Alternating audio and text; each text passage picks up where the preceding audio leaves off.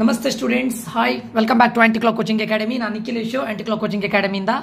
Students, ಈ ಒಂದು ವಿಡಿಯೋದಲ್ಲಿ ನಾನು artificial intelligence and machine learning ಬಗ್ಗೆ ಮಾತಾಡ್ತಾ ಇದ್ದೇನೆ. ಕೆಲವೊಂದಿಷ್ಟು ಸ್ಟೂಡೆಂಟ್ಸ್ಗಳಿಗೆ sir artificial intelligence and machine ಲರ್ನಿಂಗಿಂದ ಏನು ಯೂಸ್ ಆಗುತ್ತಾ, ಏನು what is the difference between computer science and artificial intelligence, ಇದರಲ್ಲಿ ಫ್ಯೂಚರ್ ಇದೆಯಾ, ಸ್ಕೋಪ್ ಇದೆಯಾ ಇಲ್ವಾ ಅಂತ ತುಂಬ ಡೌಟ್ಸ್ಗಳಿದೆ. ನೋಡಿ ಸ್ಟೂಡೆಂಟ್ಸ್, ನೀವು ಕಂಪ್ಯೂಟರ್ ಸೈನ್ಸನ್ನು ತಗೊಂಡ್ರೆ ನೀವು ಸ್ಪೆಷಲೈಸೇಷನ್ ಮಾಡ್ತಾ ಇಲ್ಲ ಅಂತ ಅರ್ಥ. ಅಂದರೆ ಕಂಪ್ಯೂಟರ್ ಸೈನ್ಸಲ್ಲಿ ಎಲ್ಲ ಸಬ್ಜೆಕ್ಟ್ಸ್ಗಳು ಬರುತ್ತೆ. C++, Java, Python, computer networks, database management system, operating system, Unix, micro programming, micro controller, MPMC, ಬೇಕಾದಷ್ಟು ಸಬ್ಜೆಕ್ಟ್ಸ್ಗಳು ಬರುತ್ತೆ. ಅಂದರೆ ನೀವು ಸ್ಪೆಸಿಫಿಕಲಿ ಸ್ಪೆಷಲೈಸೇಷನ್ ಮಾಡ್ತಾ ಇಲ್ಲ ಅಂತ ಅರ್ಥ. ಓಕೆ, ನೀವು ಕಂಪ್ಯೂಟರ್ ಸೈನ್ಸ್ ಮಾಡ್ತಾ ಇದ್ದಾರೆ, ಕಂಪ್ಯೂಟರ್ ಸೈನ್ಸಲ್ಲಿ ಎಲ್ಲದೂ ಬರುತ್ತೆ, ಎಲ್ಲ ಸಬ್ಜೆಕ್ಟ್ಸ್ಗಳು ಬರುತ್ತೆ. ಓಕೆ, ನಾನು ಇಂಜಿನಿಯರಿಂಗ್ ಮಾಡುವಾಗ ನಮಗೆ ಇಲ್ಲಿ ಆರ್ಟಿಫಿಷಿಯಲ್ ಇಂಟೆಲಿಜೆನ್ಸ್ ಬಗ್ಗೆ ಏನು ಕೂಡ ಇದೇ ಇರಲಿಲ್ಲ. ನಾನು 2019 ಪಾಸ್ಡ್ ಔಟ್, ಸೊ ಅದ್ರ ಬಗ್ಗೆ ಇರಲಿಲ್ಲ. ಓಕೆ, ಇವಾಗ ನಿಮಗೆ ಕಂಪ್ಯೂಟರ್ ಸೈನ್ಸಲ್ಲಿ ಒಂದು ಸಣ್ಣ ಪುಟ್ಟ ಟಚ್ ಕೊಡ್ಬೋದು ಅಷ್ಟೇ. ಆರ್ಟಿಫಿಷಿಯಲ್ ಇಂಟೆಲಿಜೆನ್ಸ್ ಬಗ್ಗೆ, ಮಷಿನ್ ಲರ್ನಿಂಗ್ ಬಗ್ಗೆ ಟಚ್ ಕೊಡ್ಬೋದು ಅಷ್ಟೇ. That was optional subject. Machine learning ತಗೊಳ್ಳೋದಾದ್ರೆ ತಗೊಳ್ಬೋದಿತ್ತು, ಅದು ಆಪ್ಷನಲ್ ಸಬ್ಜೆಕ್ಟ್ ಆಗಿತ್ತು students. Okay, natural language processing.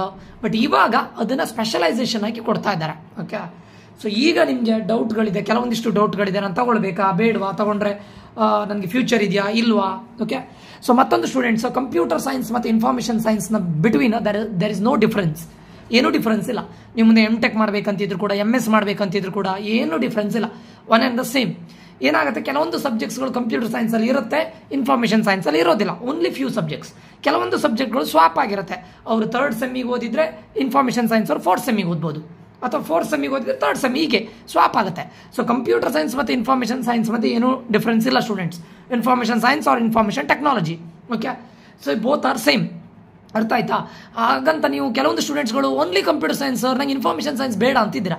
Both are same students. Computer science ಮತ್ತು information one and the same. ಕೆಲವೊಂದು ಸಬ್ಜೆಕ್ಟ್ಸ್ಗಳು ಜಾಸ್ತಿ ಇರ್ಬೋದು, ಕೆಲವೊಂದು ಸಬ್ಜೆಕ್ಟ್ಸ್ಗಳು ಕಡಿಮೆ ಇರ್ಬೋದು. ಆ್ಯಂಡ್ ಈವನ್ ಕಂಪ್ನಿಗಳು ಬಂದಾಗ ಯಾವ್ಯಾವ ಕಂಪ್ನಿಗಳು ಕಂಪ್ಯೂಟರ್ ಸೈನ್ಸಿಗೆ ಬರುತ್ತೆ, ಇನ್ಫಾರ್ಮೇಷನ್ ಸೈನ್ಸಿಗೆ ಎಲ್ಲೋ ಇದ್ದೇ ಇರುತ್ತೆ. 99.9% ಆಫ್ ದ ಟೈಮ್ ಇನ್ಫಾರ್ಮೇಷನ್ ಸೈನ್ಸಿಗೆ ಕಂಪ್ಲೀಟ್ ಇದ್ದೇ ಇರುತ್ತೆ. ಓಕೆ, ಸರಿ ಆಯ್ತಾ? ಈಗ ಕಂಪ್ಯೂಟರ್ ಸೈನ್ಸ್ ಮತ್ತು ಇನ್ಫಾರ್ಮೇಷನ್ ಸೈನ್ಸ್ ಮಧ್ಯೆ ಏನು ಡಿಫ್ರೆನ್ಸ್ ಇಲ್ಲ ಸ್ಟೂಡೆಂಟ್ಸ್. ನಾನು ಇವಾಗಲೇ ಹೇಳ್ತಾ ಇದ್ದೇನೆ, ಮುಂದೆ ನೀವು ಹೈಯರ್ ಸ್ಟಡಿಗೆ ಹೋಗೋದಾದರೂ ಓಕೆ, ಅಥವಾ ನೀವು ಜಾಬಿಗೆ ಹೋಗೋದಾದರೂ ಓಕೆ. ಜಾಬಲ್ಲಿ ಕಂಪನಿಯವರು ಏನು 1-2 ಕಂಪನಿಗಳು ಓನ್ಲಿ CS ಕೊಡ್ತಾರೆ. Only CS, 1 or 2 company. ಒಂದು 400 ಕಂಪನಿಯಲ್ಲಿ 1 or 2 ಕಂಪನಿ. ಮತ್ತು ಎಲ್ಲ ಕಂಪನೀಸ್ಗಳು CS ಆ್ಯಂಡ್ IS ಕೊಟ್ಟೇ ಕೊಡ್ತಾರೆ. ಓಕೆ, ಇದು ಗೊತ್ತಿರಲಿ.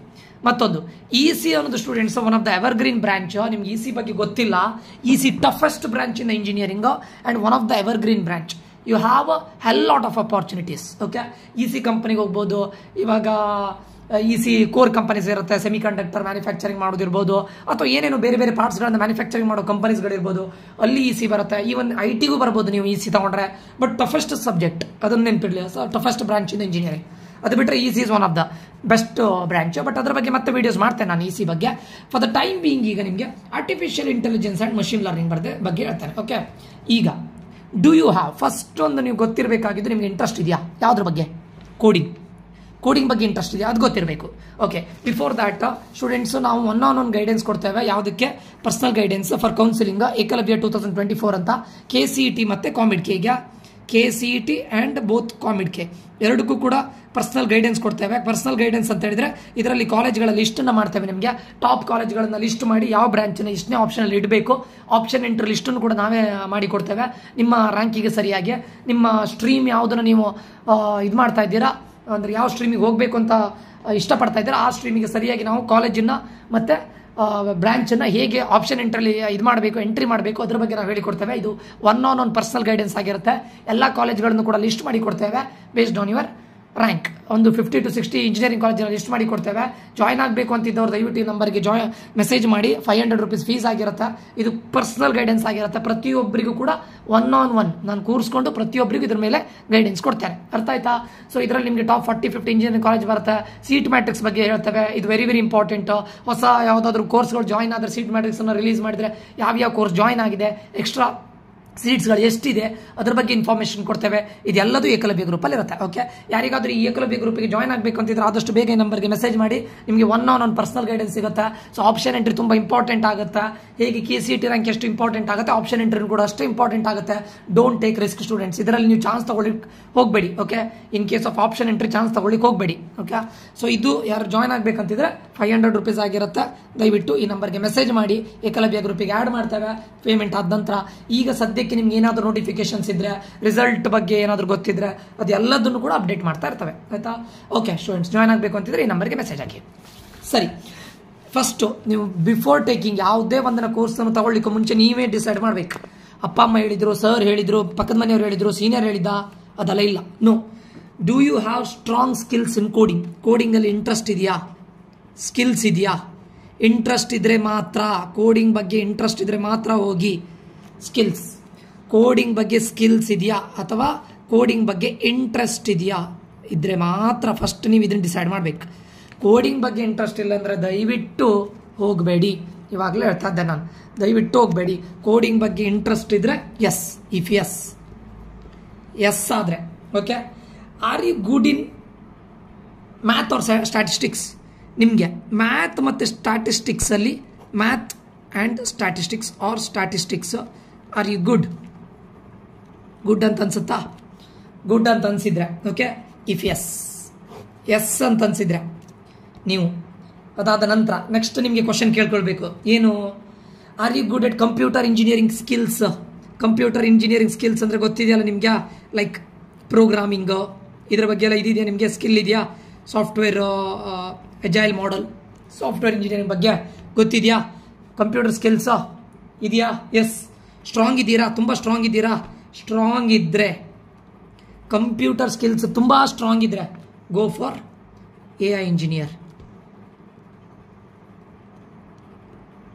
ಅರ್ಥ ಆಯ್ತಾ? Artificial engineer. ಅಥವಾ ಕಂಪ್ಯೂಟರ್ ಸ್ಕಿಲ್ಸಲ್ಲಿ ಸ್ವಲ್ಪ ಆವ್ರೇಜ್ ಇದ್ದೀರಾ ಅಂತ ಅಂದ್ಕೊಳ್ಳಿ. ಇಲ್ಲ, ನಾನು ಅಷ್ಟು ಸ್ಟ್ರಾಂಗ್ ಇಲ್ಲ ಬಟ್ ಆವ್ರೇಜ್ ಇದ್ದೇನೆ ಅಂತ ಅಂದ್ಕೊಂಡ್ರೆ ಯಾವುದಕ್ಕೆ ಹೋಗಿ? ಡೇಟಾ ಸೈಂಟಿಸ್ಟಿಗೆ ಹೋಗಿ. Data scientist. ಅರ್ಥ ಆಯ್ತಾ? ಇದಿಷ್ಟು ಒಂದು ವೇಳೆ ಮ್ಯಾಥ್ ಅಥವಾ ಸ್ಟ್ಯಾಟಿಸ್ಟಿಕ್ಸಲ್ಲಿ ನೀವು ಅಷ್ಟು ಸ್ಟ್ರಾಂಗ್ ಇಲ್ಲ, ನೋ, ನನಗೆ ಮ್ಯಾಥ್ ಮತ್ತು ಸ್ಟ್ಯಾಟಿಸ್ಟಿಕ್ಸಲ್ಲಿ ನಾನು ಅಷ್ಟು ಸ್ಟ್ರಾಂಗ್ ಇಲ್ಲ ಅಂದರೆ ML ಇಂಜಿನಿಯರಿಗೆ ಹೋಗಿ. ಮಷಿನ್ ಲರ್ನಿಂಗ್ ಆಪ್ಸ್ ಇಂಜಿನಿಯರ್ ಅಂತ ಕರೀತಾರೆ, ML ಆಪ್ಸ್ ಇಂಜಿನಿಯರಿಂಗು. ಓಕೆ, ಈಗ AI ಇಂಜಿನಿಯರಿಂಗಲ್ಲಿ ನಿಮಗೆ ನ್ಯಾಚುರಲ್ ಲ್ಯಾಂಗ್ವೇಜ್ ಬಗ್ಗೆ ಗೊತ್ತಿದೆಯಾ? ನ್ಯಾಚುರಲ್ ಲ್ಯಾಂಗ್ವೇಜ್ ಬಗ್ಗೆ ಗೊತ್ತಿದೆಯಾ? Then go for NLP engineer, natural language processing engineer. Okay, ಇಲ್ಲ ಕಂಪ್ಯೂಟರ್ ವಿಷನ್ ಬಗ್ಗೆ ಗೊತ್ತಿದೆ ನಿಮಗೆ, ನ್ಯಾಚುರಲ್ ಲ್ಯಾಂಗ್ವೇಜ್ ಬಗ್ಗೆ ಇಂಟ್ರೆಸ್ಟ್ ಇದ್ದರೆ ಅದಕ್ಕೆ ಹೋಗಿ. ಅಥವಾ ಕಂಪ್ಯೂಟರ್ ವಿಷನ್ ಬಗ್ಗೆ ಇಂಟ್ರೆಸ್ಟ್ ಇದೆಯಾ? Go for computer vision engineer. ಇಲ್ಲಿ ನಿಮಗೆ ಅಪಾರ್ಚುನಿಟಿಗಳಿರೋದು. ಓಕೆ, ಒಂದು ಟೈಮ್ ಇದನ್ನು ಮಾಡಿದಾಗ ಏನೇನು ಅಪಾರ್ಚುನಿಟಿಗಳಿದೆ ಅಂತ ಹೇಳ್ತಾ ಇರೋದು ನಾನು. ಕಂಪ್ಯೂಟರ್ ಇಂಜಿನಿಯರಿಂಗ್ ಸ್ಕಿಲ್ಲಲ್ಲಿ ಸ್ಟ್ರಾಂಗ್ ಇದ್ದರೆ AI ಇಂಜಿನಿಯರಿಂಗ್ ಹೋಗಿ. AI ಇಂಜಿನಿಯರ್ಲಿ ಹೇಗೆ ನ್ಯಾಚುರಲ್ ಲ್ಯಾಂಗ್ವೇಜ್ ಪ್ರಾಸೆಸಿಂಗ್ ಬಗ್ಗೆ ಗೊತ್ತಿದ್ರೆ ನ್ಯಾಚುರಲ್ ಲ್ಯಾಂಗ್ವೇಜ್ ಪ್ರಾಸೆಸಿಂಗ್ ಇಂಜಿನಿಯರ್ ಹೋಗಿ. ಇಲ್ಲದೆ ಇದ್ದರೆ ಕಂಪ್ಯೂಟರ್ ವಿಷನ್ ಇಂಜಿನಿಯರಿಂಗ್ ಹೋಗಿ. ಇಲ್ಲ, ಕಂಪ್ಯೂಟರ್ ಇಂಜಿನಿಯರಿಂಗ್ ಸ್ಕಿಲ್ಸಲ್ಲಿ ಅಷ್ಟು ಸ್ಟ್ರಾಂಗ್ ಇಲ್ಲ, ಆವ್ರೇಜ್ ಇದ್ದರೆ ಡೇಟಾ ಸೈಂಟಿಸ್ಟಿಗೆ ಹೋಗಿ. ಆಯಿತಾ? ಒಂದು ವೇಳೆ ಮ್ಯಾಥ್ ಅಥವಾ ಸ್ಟ್ಯಾಟಿಸ್ಟಿಕ್ಸಲ್ಲಿ ಅಷ್ಟು ಇಂಟ್ರೆಸ್ಟ್ ಇಲ್ವಾ? Go for machine learning engineer. ಇದು ಡಿಸೈಡ್ ಮಾಡಬೇಕು. Okay, first of all AI machine ಲರ್ನಿಂಗಾ, ಡೇಟಾ ಸೈಂಟಿಸ್ಟಾ, ಇದು ಡಿಸಿಷನ್ ಇರಬೇಕು. ಮ್ಯಾಥಲ್ಲಿ ಗುಡ್ ಇರಲೇಬೇಕು ಸ್ಟೂಡೆಂಟ್ಸ್. ಓಕೆ, ಮ್ಯಾಥಲ್ಲಿ ಗುಡ್ ಇದ್ದರೆ ಮಾತ್ರ data scientist AI engineering better ಅಂತ ಅನ್ಸುತ್ತೆ. ಓಕೆ, ಸೊ ಇದಿಷ್ಟು ಗೊತ್ತಿರಲಿ. ಅರ್ಥ ಆಯ್ತಲ್ಲ ಸ್ಟೂಡೆಂಟ್ಸು? ಒಂದು ವೇಳೆ ಕೋಡಿಂಗ್ ಬಗ್ಗೆ ಇಂಟ್ರೆಸ್ಟ್ ಇಲ್ಲದೆ ನೀವು AI ಎಥಿಸಿಸ್ಟ್ ಅಂತ ಕರೀತಾರೆ, ಎಥಿಸಿಸ್ಟ್ ಅದಕ್ಕೆ ಹೋಗ್ಬೋದು. AI ಪ್ರಾಡಕ್ಟ್ ಮ್ಯಾನೇಜರಿಗೆ ಹೋಗ್ಬೋದು. AI ಸೇಲ್ಸ್ ರಿಪ್ರೆಸೆಂಟೇಟಿವ್ ಆಗಿ ಹೋಗ್ಬೋದು. ಆರ್ಟಿಫಿಷಿಯಲ್, ಇಲ್ಲಿ ನಿಮಗೆ ಕೋಡಿಂಗ್ ಬಗ್ಗೆ ಎಲ್ಲ ಕೇಳೋದಿಲ್ಲ. ಅಲ್ಲಿ ನೋಡಿ, AI ಪ್ರಾಡಕ್ಟ್ ಮ್ಯಾನೇಜರ್ ಇರ್ಬೋದು, AI ಸೇಲ್ಸ್ ರಿಪ್ರೆಸೆಂಟೇಟಿವ್ ಇರ್ಬೋದು. ಇದೆಲ್ಲ ನಿಮಗೆ ಕೋಡಿಂಗ್ ಬಗ್ಗೆ ಅಷ್ಟು ಸ್ಕಿಲ್ಸ್ ಇಲ್ತಾ ಇದ್ರೆ AI ಥ್ರೂನು ಹೋಗ್ಬೋದು. ಓಕೆ, ಸೊ ಅದು ಕೂಡ ಅಪಾರ್ಚುನಿಟಿ ಇದೆ. ಇಲ್ಲಿ ಯಾವುದು ನಿಮ್ಮ ಬಗ್ಗೆ ನಾನು ಮಾತಾಡಿದ್ದು?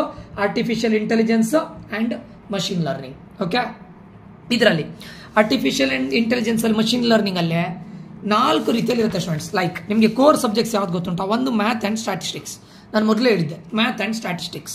ಈ ಮ್ಯಾಥಲ್ಲಿ ಯಾವುದೆಲ್ಲ ಬರುತ್ತೆ ಗೊತ್ತುಂಟಾ? ಲೈಕ್ ಲೀನಿಯರ್ ಆಲ್ಜಿಬ್ರಾ ಬರುತ್ತೆ, ಡಿಫರೆನ್ಷಿಯಲ್ ಆ್ಯಂಡ್ ಇಂಟಿಗ್ರಲ್ ಕ್ಯಾಲ್ಕುಲಸ್ ಬರುತ್ತೆ. ನೆನಪಿಟ್ಕೊಳ್ಳಿ, ಮ್ಯಾಥಲ್ಲಿ ಸ್ಟ್ರಾಂಗ್ ಇದ್ದರೆ ಮಾತ್ರ ಹೋಗಿ ಡಿಫರೆನ್ಷಿಯಲ್ ಆ್ಯಂಡ್ ಇಂಟಿಗ್ರಲ್ ಕ್ಯಾಲ್ಕುಲಸ್ ಅದು ಬರುತ್ತೆ. ಇಂಟಿಗ್ರಲ್ ಕ್ಯಾಲ್ಕುಲಸ್, ಮ್ಯಾಟ್ರಿಸಸ್, ನೀವು PUC ಓದಿದಲ್ಲ matrices. Then modern regression, probability theory. ಸ್ಟ್ಯಾಟ್ಸಲ್ಲಿ ಪ್ರೊಬಾಬಿಲಿಟಿ ಅಂತ ಬರುತ್ತೆ, ಅದು ರಿಗ್ರೆಷನ್ ಬರುತ್ತೆ. ಪ್ರೊಬಾಬಿಲಿಟಿ, ರಿಗ್ರೆಷನ್ನು ಅದು ಕೇಳ್ತಾರೆ. ಇದೆಲ್ಲ ಗೊತ್ತಿರಬೇಕು. ಓಕೆ, ಮ್ಯಾಥ್ ಅಂಡ್ ಸ್ಟ್ಯಾಟಿಸ್ಟಿಕ್ಸ್ ಅಲ್ಲಿ ಇದೆಲ್ಲ ಬರುತ್ತೆ. Linear algebra, differential integral equation, matrices, integration ಬರುತ್ತೆ ಸ್ಟೂಡೆಂಟ್ಸ್. ಇಂಟಿಗ್ರೇಷನ್ ಇದೆಲ್ಲ starting. Okay, so if you are good at math and stats then only go for artificial intelligence and machine learning. ಆಮೇಲೆ computer science ಬೇಕಾಗುತ್ತೆ. Computer science ಅಂದ್ರೆ ಯಾವುದು? ಈಗ computer programming ನಿಮ್ಮ ಬಗ್ಗೆ ಗೊತ್ತಿರಬೇಕು. ಕಂಪ್ಯೂಟರ್ ಪ್ರೋಗ್ರಾಮಿಂಗ್ ಕಂಪಲ್ಸರಿ ಗೊತ್ತಿರಬೇಕು. ಓಕೆ, ನೆಕ್ಸ್ಟ್ ಏನು ಹೇಳ್ತಾರೆ? Principles of programming, functional programming ಅಂತ ಕರೀತಾರೆ. ಪ್ರಿನ್ಸಿಪಲ್ಸ್ ಆಫ್ ಫಂಕ್ಷನಲ್ ಪ್ರೋಗ್ರಾಮಿಂಗ್ ಅದ್ರ ಬಗ್ಗೆ ಗೊತ್ತಿರಬೇಕು. ಅದಾದ ನಂತರ ಅಜೈಲ್ ಸಾಫ್ಟ್ವೇರ್ ಡೆವಲಪ್ಮೆಂಟ್ ಹೇಗಾಗುತ್ತೆ? ಅಜೈಲ್ ಮೆಥಡ್ ಅಂತ ಕರೀತಾರೆ ಅದನ್ನ. ಸಾಫ್ಟ್ವೇರ್ ಡೆವಲಪ್ಮೆಂಟ್ ಅದು ಗೊತ್ತಿರಬೇಕು. ಇದೆಲ್ಲ ಬೇಕಾಗುತ್ತೆ. ಡೇಟಾ ಸೈನ್ಸ್ ಎಸೆನ್ಷಿಯಲ್ಸ್, ಡೇಟಾ ಸೈನ್ಸಿಗೆ ಏನೆಲ್ಲ ಬೇಕು? SQL ಬೇಕು, TSQL ಬೇಕು, ಇದೆಲ್ಲ ಗೊತ್ತಿರಬೇಕು. ಸಾಫ್ಟ್ವೇರ್ ಡೆವಲಪ್ಮೆಂಟ್ ಇದು ಮುಂದೆ ಗೊತ್ತಾಗುತ್ತೆ ನಿಮಗೆ, ಎಂಟ್ರಿ ಆದ್ಮೇಲೆ ನಿಮ್ಗೆ ಗೊತ್ತಾಗುತ್ತೆ. ಆಮೇಲೆ ನೆಕ್ಸ್ಟ್ ಬರೋದು AI core subjects, artificial intelligence core subject. ಇದರಲ್ಲಿ ಯಾವ್ದು ಬರುತ್ತೆ ಗೊತ್ತುಂಟಾ? ML ಬರುತ್ತೆ, ಮಷಿನ್ ಲರ್ನಿಂಗ್ ಬರುತ್ತೆ, ಡೀಪ್ ಲರ್ನಿಂಗ್ ಬರುತ್ತೆ. ಓಕೆ, ಅದಾದ್ಮೇಲೆ ಇನ್ಫಾರ್ಮೇಷನ್ ಥಿಯರಿ ಅಂತ ಬರುತ್ತೆ. ಅದಾದ್ಮೇಲೆ natural network, neutral network for machine learning ಅದನ್ನ ಹೇಳ್ತಾರೆ. ಅಂದರೆ ಅದು ನಿಮಗೆ ಏನು ಇದು ಮಾಡ್ಬೋದು, ನಿಮಗೆ ಮಷಿನ್ ಲರ್ನಿಂಗ್ ರಿಲೇಟೆಡ್ ಆಗಿರುತ್ತೆ. AI representation, neural network, AI representation ಇದೆಲ್ಲ ಬರುತ್ತೆ. ಇದ್ರ ಬಗ್ಗೆ ನೆಕ್ಸ್ಟ್ ನಿಮ್ಗೆ ಗೊತ್ತಾಗುತ್ತೆ. ನಿಮಗೆ ನೆಕ್ಸ್ಟ್ ಎಂಟ್ರಿ ಆದಾಗ ಗೊತ್ತಾಗುತ್ತೆ. ಅಲ್ಲಿ ಅದೇ ಮಷಿನ್ ಲರ್ನಿಂಗ್ ಇದು ಗೊತ್ತಿರಲಿ. ಮಷಿನ್ ಲರ್ನಿಂಗ್ ಬಗ್ಗೆ ಬೇಕಾಗುತ್ತೆ ನಿಮಗೆ, ಡೀಪ್ ಲರ್ನಿಂಗ್ ಬಗ್ಗೆ ಬೇಕಾಗುತ್ತೆ, ಇನ್ಫಾರ್ಮೇಷನ್ ಥಿಯರಿ ಬಗ್ಗೆ ಬೇಕಾಗುತ್ತೆ. ಅದಾದ ನಂತರ ನ್ಯೂರಲ್ ನೆಟ್ವರ್ಕ್ ಬಗ್ಗೆ ಬೇಕಾಗುತ್ತೆ, AI ರಿಪ್ರೆಸೆಂಟೇಷನ್ ಬಗ್ಗೆ ಗೊತ್ತಿರಬೇಕಾಗತ್ತೆ. ಇದೆಲ್ಲ ನಿಮಗೆ ಮತ್ತೆ ಹೋಗ್ತಾ next 6th sem, 7th sem, 8th sem ಅಲ್ಲಿ ಬರುತ್ತೆ ಇದೆಲ್ಲ. ಓಕೆ, ಇದಿಷ್ಟು ಫಸ್ಟ್ ಸೆಮ್, ಸೆಕೆಂಡ್ ಸೆಮ್ ಅಲ್ಲಿ ಬರುತ್ತೆ. Math statistics first, second, third sem ಅಲ್ಲಿ. Computer science related programming 4th ಮತ್ತೆ 5th ಸೆಮ್ ಅಲ್ಲಿ ಬರ್ಬೋದು. Complete 5th, 6th, 7th, 8th ಅಲ್ಲಿ ಇದು machine learning, deep learning, reinforcement learning, information theory, neural network, then neural network for machine learning ಅಂತ particular ಬರುತ್ತೆ. ಆಮೇಲೆ AI representation ಇದೆಲ್ಲ ಗೊತ್ತಿರಬೇಕು. ಇದೆಲ್ಲದೂ ಬರುತ್ತೆ ಸ್ಟೂಡೆಂಟ್ಸ್ ಯಾವುದರಲ್ಲಿ? ನಿಮ್ಮ core subjects like artificial intelligence and machine learning. Okay, ಮತ್ತೊಂದು ನೆನ್ಪಿಟ್ಕೊಳ್ಳಿ ಸ್ಟೂಡೆಂಟ್ಸ್, ಕೆಲವರು ಹೇಳ್ತಾರೆ ನಿಮ್ ಇನ್ ಕೇಸ್ MTech ಎಲ್ಲ ಮಾಡೋದಾದ್ರೆ ನೀವು ಆರ್ಟಿಫಿಷಿಯಲ್ ಇಂಟೆಲಿಜೆನ್ಸ್ ಮಾಡಿದ್ರೆ ಮುಂದೆ ಅದರಲ್ಲೇ ಮಾಡಬೇಕಾಗುತ್ತೆ. ಯಾಕಂದ್ರೆ ಇಲ್ಲೇ ಸ್ಪೆಷಲೈಸೇಷನ್ ಮಾಡಿದ್ರೆ ಕಂಪ್ಯೂಟರ್ ಸೈನ್ಸ್ ವಿತ್ AI ಇದ್ರೆ, ಅಂದ್ರೆ ಇಲ್ಲಿ ಕಂಪ್ಯೂಟರ್ ಸೈನ್ಸ್ ಬಗ್ಗೆ ಹೇಳ್ತಾರೆ, AI ಇದು ಏನ್ ಹೇಳ್ತಾರೆ ಸ್ಪೆಷಲೈಸೇಷನ್ ಇರುತ್ತೆ. ನೀವು ಮುಂದೆ MTech ಮಾಡುವಾಗ ಕಂಪ್ಯೂಟರ್ ಸೈನ್ಸ್ ಹೋಗ್ಬೋದು. ಅದೇ ನೀವು ಖಾಲಿ AI ಮಾಡಿದ್ರೆ MTech ಮಾಡುವಾಗ ಇದರಲ್ಲೇ ಸ್ಪೆಷಲೈಸೇಷನ್ ಮಾಡಬೇಕಾಗುತ್ತೆ ಸ್ಟೂಡೆಂಟ್ಸ್. ಮತ್ತೊಂದು ಜಾಬಿಗೆ ಹೋಗೋರು ನೆನ್ಪಿಟ್ಕೊಳ್ಳಿ, ನಿಮಗೆ ಪ್ರೋಗ್ರಾಮಿಂಗ್ ಲ್ಯಾಂಗ್ವೇಜ್ ಬಗ್ಗೆ ಗೊತ್ತಿರುತ್ತೆ. ಸೊ ನಿಮಗೆ ಓನ್ಲಿ ಆರ್ಟಿಫಿಷಿಯಲ್ ಇಂಟೆಲಿಜೆನ್ಸ್ಗೆ ಹೋಗ್ಬೇಕಂತ ಏನಿಲ್ಲ, ಕರೆಕ್ಟ್ ನೆನ್ಪಿಟ್ಕೊಳ್ಳಿ. ನೀವು ಪ್ರೋಗ್ರಾಮಿಂಗ್ ಕಲ್ತಿದ್ರೆ ಸಾಫ್ಟ್ವೇರ್ ಡೆವಲಪರ್ ಆಗಿ ಹೋಗ್ಬೋದು, ಸಾಫ್ಟ್ವೇರ್ ಇಂಜಿನಿಯರ್ ಆಗಿ ಹೋಗ್ಬೋದು. ಮೆಕ್ಯಾನಿಕಲ್ ತಗೊಂಡವರೇ ಇವತ್ತು ಪ್ರೋಗ್ರಾಮಿಂಗ್ ಅನ್ನ ಕಲ್ತ್ಕೊಂಡು ಸಿವಿಲ್ ಇದು ಸ್ಕಿಲ್ಸ್ ಅನ್ನ ಕಲ್ತ್ಕೊಂಡು IT ಬರ್ತಾ ಇದ್ದಾರಂತ. ನೀವು ಆಲ್ರೆಡಿ ಇದರ ಟಚ್ ಅಲ್ಲಿ ಇರ್ತೀರಾ. ಕೆಲವರು ಹೇಳ್ತಾರೆ ಆರ್ಟಿಫಿಷಿಯಲ್ ಇಂಟೆಲಿಜೆನ್ಸ್ ಕಲ್ತವ್ರು ಅದರಲ್ಲೇ ಜಾಬ್ ಮಾಡ್ಬೇಕಂತ. ಹಾಗೇನಿಲ್ಲ, ನೀವು ಸಾಫ್ಟ್ವೇರ್ ಡೆವಲಪರ್ ಆಗಿ ಹೋಗ್ಬೋದು, ಸಾಫ್ಟ್ವೇರ್ ಇಂಜಿನಿಯರ್ ಆಗಿ ಹೋಗ್ಬೋದು. ಯಾಕಂದ್ರೆ ನಿಮಗೆ ಪ್ರೋಗ್ರಾಮಿಂಗ್ ಲ್ಯಾಂಗ್ವೇಜ್ ಬಗ್ಗೆ ಗೊತ್ತಿರುತ್ತಲ್ವಾ, ಸ್ವಲ್ಪ ಸ್ಕಿಲ್ಸ್ ಅನ್ನ ಔಟ್ ಸೈಡ್ ಇಂದ ಕಲ್ತ್ಕೊಂಡ್ರೆ ಸರಿ ಅಷ್ಟೇ. ಸೊ ನೀವು ಹೋಗ್ಬೋದು, ಅದೇನು ಪ್ರಾಬ್ಲಮ್ ಇಲ್ಲ. ಓಕೆ, ನೆಕ್ಸ್ಟ್ ಆವರೇಜ್ ಸ್ಯಾಲರಿ ನೋಡಿ 6 lakhs to 14 lakhs per year. Average salary ಬಗ್ಗೆ ಮಾತಾಡ್ತಿರೋದು ನಾನು. 6 lakh to 14 lakh per year. Okay, industry ಎಲ್ಲೆಲ್ಲ ಇದೆ? IT ಇದೆ, ಫಿನಾನ್ಸ್ ಇದೆ, ಇ-ಕಾಮರ್ಸ್ ಇದೆ, ಎಜುಕೇಶನ್ ಇದೆ, ಎಲ್ಲ ಇಂಡಸ್ಟ್ರಿಯಲ್ಲಿ ಇದೆ students. IT, finance, e-commerce, education ಎಲ್ಲ ಇಂಡಸ್ಟ್ರಿ ಇದೆ. ಹೆಲ್ತ್ ಸೆಕ್ಟರ್, ಎಲ್ಲ ಸೆಕ್ಟರಲ್ಲೂ ಕೂಡ ಈ ಆರ್ಟಿಫಿಷಿಯಲ್ ಇಂಟೆಲಿಜೆನ್ಸ್, ಮಷಿನ್ ಲರ್ನಿಂಗ್ ಇದೆ ಸ್ಟೂಡೆಂಟ್ಸ್. ಓಕೆ, ಈಗ ನೋಡಿ ಸ್ಯಾಲ್ರಿ ಯಾವ ರೇಂಜಲ್ಲಿ ವೇರಿ ಆಗುತ್ತೆ ನೋಡಿ. ಬ್ಯಾಂಗ್ಳೂರಲ್ಲಿ 10 to 36 lakhs per annum. ನಿಮ್ಮ ಹೈದರಾಬಾದಿಗೆ ಹೋದ್ರೆ around 9 to 28 lakhs per annum. ಪುಣೆಯಲ್ಲಿ 8 to 25 LPA. ಯಾಕಂದ್ರೆ ಬ್ಯಾಂಗ್ಳೂರನ್ನ IT ಹಬ್ ಅಂತ ಕರೀತಾರಲ್ಲ, ವೇರಿ ಆಗುತ್ತೆ ಅಷ್ಟೇ, ಸ್ಮಾಲ್ ಚೇಂಜಸ್. ಮುಂಬೈಯಲ್ಲಿ 9 to 27 LPA. ಡೆಲ್ಲಿಯಲ್ಲಿ ಅಗೇನ್ 8 to 26 LPA ಆಗುತ್ತೆ. ಸೊ ಇದಿಷ್ಟು ಸ್ಯಾಲ್ರಿ ರೇಂಜ್. ಬ್ಯಾಂಗ್ಳೂರಲ್ಲಿ ಅರೌಂಡ್ 10 to 36 LPA ಇದೆ. ಹೈದರಾಬಾದಲ್ಲಿ 9 to 28 LPA ಇದೆ ಇವಾಗ ಫಾರ್ ದ ಟೈಮ್ ಬೀಯಿಂಗ್. ಪುಣೆಯಲ್ಲಿ 8 to 25 ಇದೆ, ಮುಂಬೈಯಲ್ಲಿ 9 to 27, ಡೆಲ್ಲಿಯಲ್ಲಿ 8 to 26 LPA.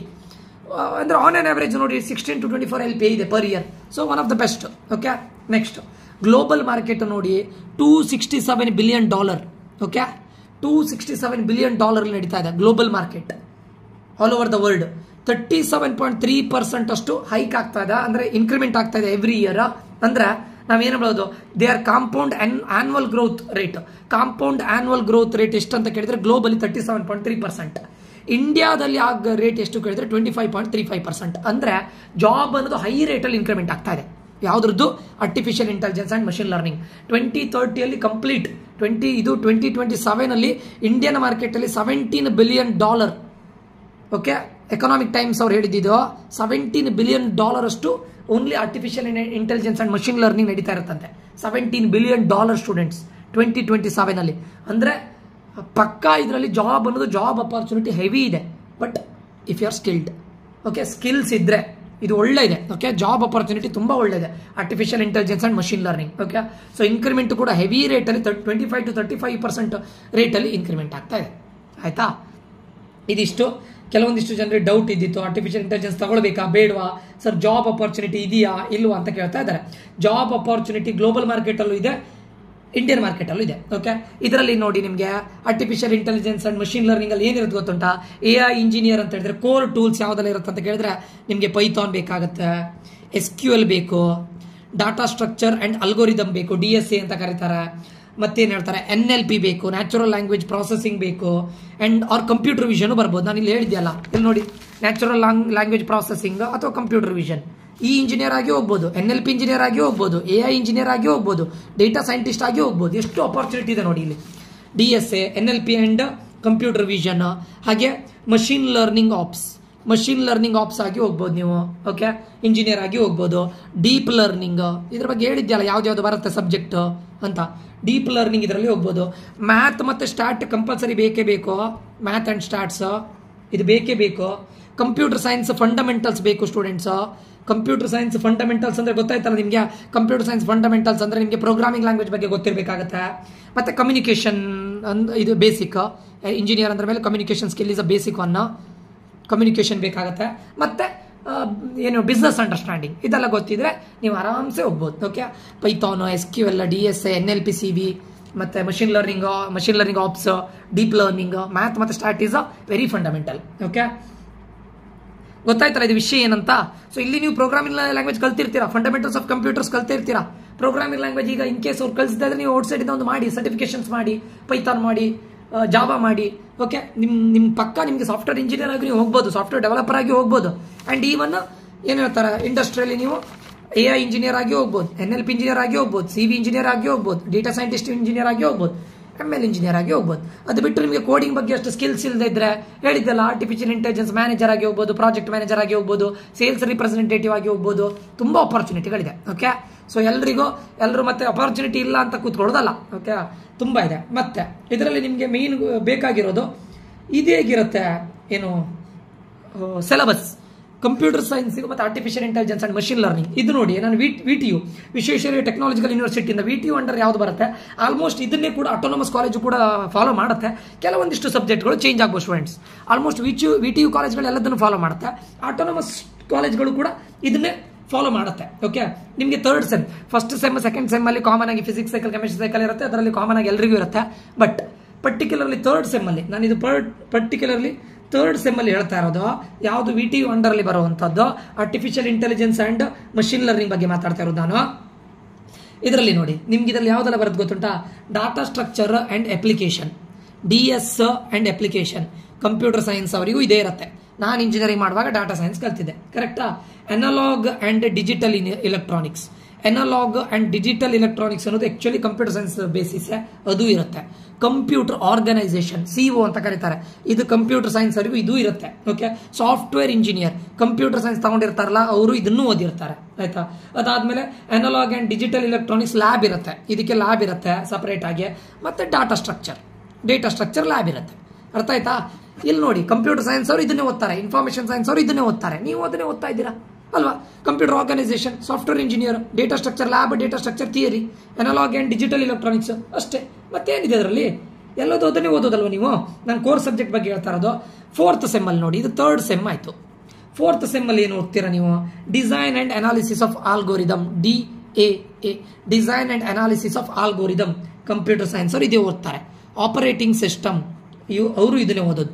Object oriented concept, oops ಅಂತ ಕರೀತಾರೆ, object oriented programming with C++ ಅಥವಾ object oriented concept.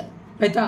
Data communication, design and analysis of algorithm, ಡಾ ಅಂತ ಕರೀತಾರೆ, design and analysis of algorithm. ಇದು micro controller MC. Okay, embedded system ಇರುತ್ತೆ, ಇದರ lab ಇರುತ್ತೆ, ಇದರದ್ದು ಕಂಪ್ಯೂಟರ್ ಸೈನ್ಸ್ ಅವರು ಇದನ್ನೇ ಓದೋದು, ನೀವು ಇದನ್ನೇ ಓದೋದು. ಮತ್ತೇನಿದೆ ಡಿಫ್ರೆನ್ಸ್ ಅಲ್ವಾ? 3rd ಸೆಮ್ 4th ಸೆಮ್ ಅಲ್ಲಿ ಏನಿಲ್ಲ, ಕಂಪ್ಯೂಟರ್ ಸೈನ್ಸ್ ಏನು ಓದ್ತಾ ಇದ್ರೆ ಸೇಮ್ ಆಸ್ ಇಟ್ ಇಸ್ ಅದನ್ನೇ ಫಾಲೋ ಮಾಡ್ತಿದ್ದೀರಾ. 3rd ಸೆಮ್ ಅಲ್ಲಿ ಅದನ್ನೇ ಓದ್ತಾ ಇದ್ದೀರಾ, 4th ಸೆಮ್ ಅಲ್ಲಿ ಅದ್ರ ವಾಟ್ ಇಸ್ ದ ಡಿಫ್ರೆನ್ಸ್ ಅಲ್ವಾ? ನೀವು ಅಂದ್ಕೊಟ್ಟಿರ್ಬೋದು ನಾನೀಗ ಇದು ತಗೊಂಡ್ರೆ ನೀವು MTech ಮಾಡಬೇಕು, MS ಮಾಡಬೇಕು ಅಂತಿದ್ರೆ ಬೇಕಾದ್ರೆ CS IS ಇದು ಮಾಡಿ, ಇಲ್ಲದೆ ಇದ್ರೆ ನೀವು ಜಾಬ್ ರಿಲೇಟೆಡ್ ಎಲ್ಲದೂ ಆಗುತ್ತೆ, ಸಾಫ್ಟ್ವೇರ್ ಇಂಜಿನಿಯರ್ ನೀವು ಆಗ್ಬೋದು. ಆಯ್ತಾ?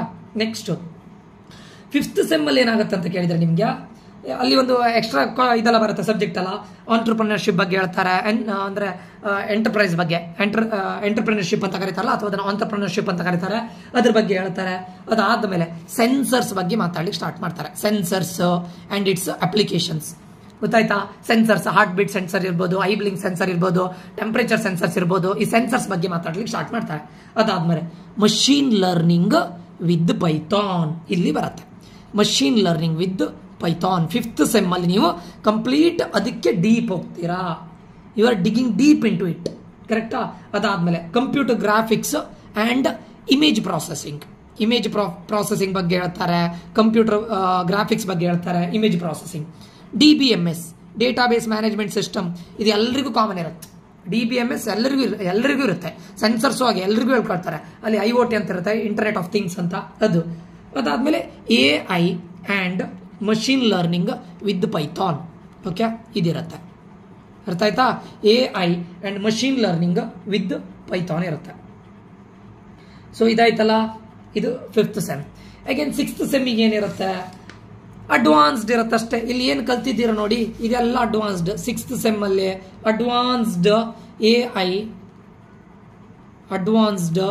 AI ಅಂಡ್ ML ಇರುತ್ತೆ. ಆಮೇಲೆ ಅಡ್ವಾನ್ಸ್ಡ್ ಇಮೇಜ್ ಪ್ರಾಸೆಸಿಂಗ್ ಇರುತ್ತೆ, ಎಲ್ಲ ಅಡ್ವಾನ್ಸ್ಡ್. ಆಮೇಲೆ ವೆಬ್ ಅಪ್ಲಿಕೇಶನ್ ಅಂದ್ರೆ HTML, CSS, ಜಾವಾ ಸ್ಕ್ರಿಪ್ಟ್ ಅದೆಲ್ಲ ಬರುತ್ತಲ್ಲ, web application with machine learning technique. ಅದಾದ ನಂತರ ನಿಮ್ಗೆ ಇಲೆಕ್ಟಿವ್ ಎಲ್ಲ ಇರುತ್ತೆ, ಓಪನ್ ಇಲೆಕ್ಟಿವ್ ಅಂತ ಇರುತ್ತೆ ಅದು. ಮತ್ತೆ natural language and image processing lab ಇರುತ್ತೆ, ವೆಬ್ ಅಪ್ಲಿಕೇಶನ್ ಇದು ಲ್ಯಾಬ್ ಇರುತ್ತೆ. ಓಕೆ, ಇದೆಲ್ಲ ಅಂಡರ್ಸ್ಟ್ಯಾಂಡ್ ಆಯ್ತಲ್ಲ ಸ್ಟೂಡೆಂಟ್ಸ್? ಇಲ್ಲೊಂದು ಮಿನಿ ಪ್ರಾಜೆಕ್ಟ್ ಇರುತ್ತೆ 6th ಸೆಮ್ ಅಲ್ಲಿ, ಮಿನಿ ಪ್ರಾಜೆಕ್ಟ್ ಇರುತ್ತೆ. And you should do internship ಇಲ್ಲಿ ಮಾಡಲೇಬೇಕು. ಅರ್ಥ ಆಯ್ತಾ? You must do internship. ಗೊತ್ತಾಯ್ತಲ್ಲ ಇದು ಏನಂತ ಅರ್ಥ ಆಯ್ತಲ್ಲ ಇದ್ರ ಬಗ್ಗೆ? ಇದು 6th sem. Again 7th sem ಅಲ್ಲಿ ಏನಿರುತ್ತೆ ನಿಮ್ಗೆ? 6th ಸೆಮ್ಮಿಗೆ ಆಲ್ಮೋಸ್ಟ್ ನಿಮ್ದು ಇಂಜಿನಿಯರಿಂಗ್ ಮುಗ್ದಾಗೆ, ಯಾಕಂದ್ರೆ 7th ಸೆಮ್ ಅಲ್ಲಿ ಇರೋದಿಲ್ಲ. 7th ಸೆಮ್ ಅಲ್ಲಿ ಏನಿರುತ್ತೆ ಅಂತ ಕೇಳಿದ್ರೆ ಅಲ್ಲಿ ಇದಿರುತ್ತೆ, soft and evolutionary computing, decision support ಇದೆಲ್ಲ ಇರುತ್ತೆ. 7th 8th ಸೆಮ್ ಒಂದು ನಿಮ್ಗೆ ಪ್ರಾಜೆಕ್ಟ್ ಬಗ್ಗೆನೇ ಮೇಜರ್ ಆಗಿರುತ್ತೆ. ಸೊ ಇದಿಷ್ಟು ಪ್ರಾಜೆಕ್ಟ್, ಇದ್ರ ಬಗ್ಗೆ ಜಾಸ್ತಿ ಇರುತ್ತೆ. ಮತ್ತೆ ನಿಮ್ಗೆ ಇಂಟರ್ನ್ಶಿಪ್ ಇದ್ರೆ ಕಂಪ್ನಿಗೆ ಹೋಗಿರ್ತೀರಾ ನೀವು, ಇದ್ರ ಬಗ್ಗೆ ಇರುತ್ತೆ. ಸೊ ಇದು ನಿಮ್ಮ 7th ಸೆಮ್ 8th ಸೆಮ್ ಅಲ್ಲಿ ಇರುತ್ತೆ. ಓಕೆ, ಇದು ಗೊತ್ತಾಗತ್ತಲ್ಲ. 7th ಸೆಮ್ ಅಲ್ಲಿ ನಿಮಗೆ data mining, warehousing, decision support system, soft and evolutionary computing, cryptography and network security ಇದ್ರ ಬಗ್ಗೆ ಹೇಳ್ತಾರೆ. Introduction to web technology, introduction to soft computing ಇದ್ರ ಬಗ್ಗೆ ಹೇಳ್ತಾರೆ. ಇದೆಲ್ಲ ಓಕೆ, ನಿಮ್ಗೆ ಗೊತ್ತಾಯ್ತಲ್ಲ. ಈಗ ನೆಕ್ಸ್ಟ್ ನಿಮಗೆ 7th ಸೆಮ್ ಅಲ್ಲೇ ಕಾಮನ್ ಆಗಿ, ನಾನು ಇದು ಜನರಲ್ ಆಗಿ ಹೇಳ್ತೇನೆ. 7th ಸೆಮ್ ಅಲ್ಲೇ ಯಾವ್ದ್ರ ಬಗ್ಗೆ ಹೇಳ್ತೀರಾ? Internet of things, IoT with machine learning. ಗೊತ್ತಾಯ್ತಾ? ಆಮೇಲೆ ನಿಮಗೆ ಇಲೆಕ್ಟಿವ್ಗಳಿರುತ್ತೆ, ಓಪನ್ ಇಲೆಕ್ಟಿವ್, ಮತ್ತೊಂದು ಪ್ರೊಫೆಷನಲ್ ಇಲೆಕ್ಟಿವ್ ಇರುತ್ತೆ. ಆಮೇಲೆ ಮೊಬೈಲ್ ಅಪ್ಲಿಕೇಶನ್ ಡೆವಲಪ್ಮೆಂಟ್, MAD ಅಂತ ಕರೀತಾರೆ, ಮೊಬೈಲ್ ಅಪ್ಲಿಕೇಶನ್ ಡೆವಲಪ್ಮೆಂಟ್ ಬಗ್ಗೆ ಹೇಳ್ತಾರೆ. ಮತ್ತೆ ರೋಬೋಟಿಕ್ಸ್ ಅಂಡ್ ಆಟೋಮೇಷನ್ ಬಗ್ಗೆ ಹೇಳ್ತಾರೆ. ಇಂಟರ್ನೆಟ್ ಆಫ್ ಥಿಂಗ್ಸ್ ಇದು ಲ್ಯಾಬ್ ಇರುತ್ತೆ 7th ಸೆಮ್ ಅಲ್ಲಿ. ಅಂಡ್ ಫೈನಲಿ ನಿಮ್ಮ 8th ಸೆಮ್ ಅಲ್ಲಿ, ನಿಮ್ಮ 8th ಸೆಮ್ ಅಲ್ಲಿ ಒಂದು ಬಿಗ್ ಡೇಟಾ, 8th ಸೆಮ್ ಅಲ್ಲಿ ಬಿಗ್ ಡೇಟಾ ಇದಿರುತ್ತೆ. ಟೆಕ್ನಿಕಲ್ ಸೆಮಿನಾರ್ಸ್ಗಳಿರುತ್ತೆ, ಮತ್ತೆ ಇಲೆಕ್ಟಿವ್ಗಳಿರುತ್ತೆ. ಓಕೆ, 7th ಮತ್ತೆ 8th ಸೆಮ್ ಅಲ್ಲಿ ಜಾಸ್ತಿ ಇರೋದಿಲ್ಲ students. Internet of things, mobile application development, internet of things ಇದು ಲ್ಯಾಬ್ ಇಷ್ಟೇ. 8th ಸೆಮ್ ಅಲ್ಲಿ ಬಿಗ್ ಡೇಟಾ ಮತ್ತೆ 3 ಇಲೆಕ್ಟಿವ್ ಇರುತ್ತೆ. ಇಲೆಕ್ಟಿವ್ ಅಲ್ಲಿ ಅಂದ್ರೆ 2 ಇಲೆಕ್ಟಿವ್ ಇರುತ್ತೆ, ಒಂದು ಸೆಮಿನಾರ್, ಇನ್ನೊಂದು 2 ಇಲೆಕ್ಟಿವ್ ಇರುತ್ತೆ. ಅಲ್ಲಿಗೆ end. Done and dusted. Okay, ಅಂದರೆ ಸ್ಟೂಡೆಂಟ್ಸ್ ನಾನು ನಿಮ್ಗೆ ಯಾಕೆ ಇದನ್ನೆಲ್ಲ ಹೇಳಿದೆ ಕೇಳಿದ್ರೆ, ಇಲ್ಲಿ ನೋಡಿ ಈ DBMS ಸಬ್ಜೆಕ್ಟ್ ಇರ್ಬೋದು. ನಾನು ಇಂಜಿನಿಯರಿಂಗ್ ಮಾಡುವಾಗ ಇನ್ಫಾರ್ಮೇಷನ್ ಸೈನ್ಸ್ ತಗೊಂಡಿದ್ದು, DBMS ಓದಿದ್ದೆ. Artificial intelligence and machine learning ಅನ್ನೋದು ನಮಗೆ ಇಲೆಕ್ಟಿವ್ ಸಬ್ಜೆಕ್ಟ್ ಆಗಿತ್ತು. ಬಟ್ ಇವಾಗ ನೀವು ಆರ್ಟಿಫಿಷಿಯಲ್ ಇಂಟೆಲಿಜೆನ್ಸ್ ಮಷಿನ್ ಲರ್ನಿಂಗ್ ತಗೊಂಡ್ರೆ ಅದ್ರ ಬಗ್ಗೆ ಜಾಸ್ತಿ ಕಾನ್ಸಂಟ್ರೇಟ್ ಮಾಡ್ತಾರೆ, ಅಡ್ವಾನ್ಸ್ಡ್ ಆಗಿ ಹೇಳಿಕೊಡ್ತಾರೆ. ನಾನು ಡೇಟಾ ಅಲ್ಗೋರಿದಮ್ ಅಂಡ್ ಇದನ್ನು ಓದಿದ್ದೆ, ಡಾ ಓದಿದ್ದೆ, ಮತ್ತೆ ಯಾವುದು ಡೇಟಾ ಸ್ಟ್ರಕ್ಚರ್ ಓದಿದ್ದೆ, ಆಬ್ಜೆಕ್ಟ್ ಓರಿಯೆಂಟೆಡ್ ಪ್ರೋಗ್ರಾಮಿಂಗ್ ಓದಿದ್ದೆ, ಮತ್ತೆ ಆಪರೇಟಿಂಗ್ ಸಿಸ್ಟಮ್ ಓದಿದ್ದೆ, ಕಂಪ್ಯೂಟರ್ ಆರ್ಗನೈಸೇಷನ್ ಓದಿದ್ದೆ, ಸಾಫ್ಟ್ವೇರ್ ಇಂಜಿನಿಯರಿಂಗ್ ಓದಿದ್ದೆ, ಡಾಟಾ ಸ್ಟ್ರಕ್ಚರ್ ಓದಿದ್ದೆ, ಮತ್ತೆ ಯಾವುದು ಅನಲಾಗ್ ಇದು ಓದಿದ್ದೆ, IoT ಓದಿದ್ದೆ. ಎಲ್ಲದೂ same, everything is same. 4th 5th sem ವರೆಗೂ ಕೂಡ everything is same students, till 5th sem ವರೆಗೂ ಸೇಮ್. 6th ಸೆಮ್ ಅಲ್ಲಿ complete advanced AI/ML, advanced image processing, web application with machine learning, natural language processing and image processing lab ಇದೆಲ್ಲ ಇರುತ್ತೆ. Web application ಇದು ನಾವು ಓದಿತ್ತು computer science. So there is no difference. ಅರ್ಥ ಆಯ್ತಾ? 5th sem ವರೆಗೂ computer science ಅವ್ರು ಏನು ಓದ್ತಾರೆ ಅದನ್ನೇ ಓದ್ತಾ ಇರ್ತೀರಾ. 6th ಮತ್ತೆ 7th ಸೆಮ್ ಅಲ್ಲಿ ಅಂದ್ರೆ ಯಾವಾಗ ಅಗೇನ್ ನಿಮ್ದು ಥರ್ಡ್ ಇಯರ್ ಎಂಡ್ ಅಲ್ಲೇ 6th 7th third year end ಬರ್ತಾ ನೀವು ಕಂಪ್ಲೀಟ್ ಇದಕ್ಕೆ ಕೋರ್ ಆಗ್ತೀರಾ, ಆಯ್ತಾ? ಅಥವಾ ಥರ್ಡ್ ಇಯರ್ ಎಂಟ್ರಿಯಲ್ಲಿ ಕಂಪ್ಲೀಟ್ ಯಾವುದ್ರ ಬಗ್ಗೆ, ಮಷಿನ್ ಲರ್ನಿಂಗ್ ಬಗ್ಗೆ, ಆರ್ಟಿಫಿಷಿಯಲ್ ಇಂಟೆಲಿಜೆನ್ಸ್ ಬಗ್ಗೆ, ನ್ಯಾಚುರಲ್ ಲ್ಯಾಂಗ್ವೇಜ್ ಬಗ್ಗೆ ಕಂಪ್ಲೀಟ್ ಹೋಗ್ತೀರಾ ಥರ್ಡ್ ಇಯರ್ ಎಂಡಲ್ಲಿ. Till 4th sem everything is same, ಆಯ್ತಾ? 5th ಸೆಮ್ ಅಲ್ಲೂ ನೀವು ಕಂಪ್ಯೂಟರ್ ಸೈನ್ಸ್ ಅವ್ರು ಏನು ಓದ್ತಾ ಇದ್ದೀರಾ ನೋಡಿ, ಅದೆಲ್ಲದನ್ನು ನೀವು ಓದ್ತಾ ಇರ್ತೀರಾ ಒಂದೊಂದು ಸಬ್ಜೆಕ್ಟ್ ಮಧ್ಯದಲ್ಲಿ. 6th ಸೆಮ್ ಅಲ್ಲೂ ಕೂಡ ಕಂಪ್ಯೂಟರ್ ಸೈನ್ಸ್ ಅವ್ರು ಏನು ಓದ್ತಾ ಇದ್ದಾರೆ ಅದನ್ನು ಓದ್ತಾ ಇರ್ತೀರಾ. ನೀವೇನು ಡಿಫ್ರೆಂಟ್ ಏನಿಲ್ಲ, ಅರ್ಥ ಆಯ್ತಾ? ಸೊ ನಿಮಗೆ ಜಾಬ್ ಅನ್ನೋದು ಕಂಪ್ಯೂಟರ್ ಸೈನ್ಸ್ ಫೀಲ್ಡಲ್ಲೂ ತಗೊಳ್ಬೋದು, there is no difference. Even ಇದರಲ್ಲೂ ತಗೊಳ್ಬೋದು, ಆರ್ಟಿಫಿಷಿಯಲ್ ಇಂಜಿನಿಯರ್ ಆಗಿ ಹೋಗ್ಬೋದು, NLP ಇಂಜಿನಿಯರ್ ಆಗ್ಬೋದು, CV ಇಂಜಿನಿಯರ್ ಆಗ್ಬೋದು, ಡೇಟಾ ಸೈಂಟಿಸ್ಟ್ ಆಗ್ಬೋದು. Very very important. ಹೋಪ್ ನಿಮ್ಗೆ ಇದರಿಂದ ತುಂಬ ಒಂದಿಷ್ಟು ಕ್ಲಾರಿಟಿ ಬಂದಿದೆ ಅಂತ ಅನ್ಕೊಳ್ತೇನೆ ಸ್ಟೂಡೆಂಟ್ಸ್. ಮತ್ತೆ ಅಲ್ಲಿ ಡಿಫರೆನ್ಸ್ ಇಲ್ಲ.